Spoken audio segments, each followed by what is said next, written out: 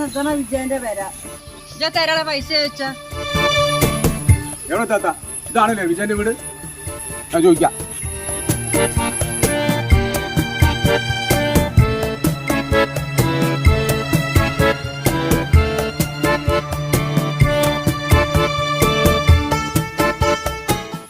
വിജയ ഇതെന്നെ കണ്ടിട്ട് മാറണേ. വിജയ എവിടെ വാടോ? ഞാനായിട്ട് വരാം. അല്ല ഇത്താത്തന്റെ കയ്യിൽ വെച്ച് പൈസ എന്താ കൊടുക്കാത്ത? അങ്ങനെ ചോദിക്കാൻ അവസരം ഉണ്ടോന്ന് അവധിയായി കൊടുക്കണേ. ഇപ്പോൾ അവന് പൈസ തന്നിട്ടില്ല. ആ അത് ശരി. പൈസ ഞാൻ പെരലിക്കണ്ട് എത്തിച്ചു തരാം. എന്തിനാ എന്റെ പെരലിക്ക് നിങ്ങൾ തരുന്നത്? കുറച്ച് ബുദ്ധിമുട്ടിലാണ്, മഴയും കാര്യങ്ങളൊക്കെ ആയിട്ട് പണിയൊന്നും തീരില്ല. എന്താ വിജയ ഒരു പാലട്ടോ അങ്ങോട്ടും കൊണ്ടൊക്കെ വേണ്ടേ? ഇത് എവിടുത്തെ പഠിപ്പാണ് വിജയ? പാലം കടക്കോളം ആരാണ് പിന്നെ പൂരായണാണോ? എന്താ സുലേഖത്താത്ത നമ്മള് തമ്മിലുള്ള ഇടപാട്? പൈസ ഞാൻ അങ്ങ് എടുത്ത് തരാം നിങ്ങൾക്ക്. ഇതെല്ലാവർക്കുള്ള പഠിപ്പാ.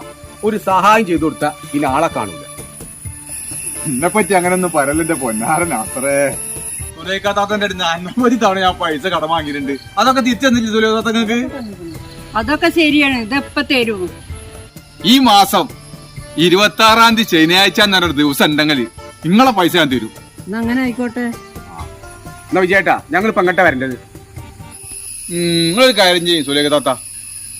ഈ മാസം ജൂലൈ 26-ാം തീയതി തിരൂർ ടൗൺ ഹാളിലേക്ക് അങ്ങോട്ട് പോരി.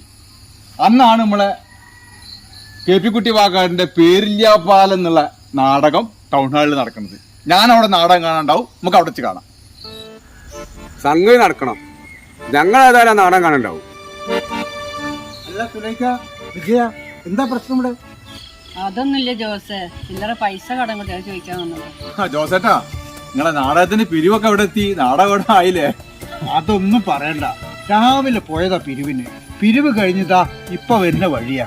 ജൂലൈ 26-നാണല്ലോ തിരൂർ ടൗൺ ഹാളിൽ വെച്ച് തിരൂർ ആർട്ട് സൊസൈറ്റി സംഘടിപ്പിക്കുന്ന തീരം യവനികയുടെ പേരില്ലാപ്പാലം നാടകം കളിക്കുന്നത്. ആ നാടകം കാണാൻ നിങ്ങളെല്ലാവരും ടൗൺ ഹാളിലേക്ക് വരണട്ടാ. അപ്പൊ വിജയേട്ടാ പൈസ ഏതായാലും ഇപ്പൊ താത്തയ്ക്ക് കൊടുക്കാൻ തീരുമാനമായല്ലോ തിരു ടൗൺ ഹാളിൽ വെച്ചിട്ട്. എന്നാ അപ്പൊ സാക്ഷികളായിട്ട് അവരൊക്കെ ക്ഷമിച്ചാണ്. നാടകപ്രേമികളെ എല്ലാവരെയും തിരൂർ ടൗൺ ഹാളിലേക്ക് സ്വാഗതം ചെയ്യും.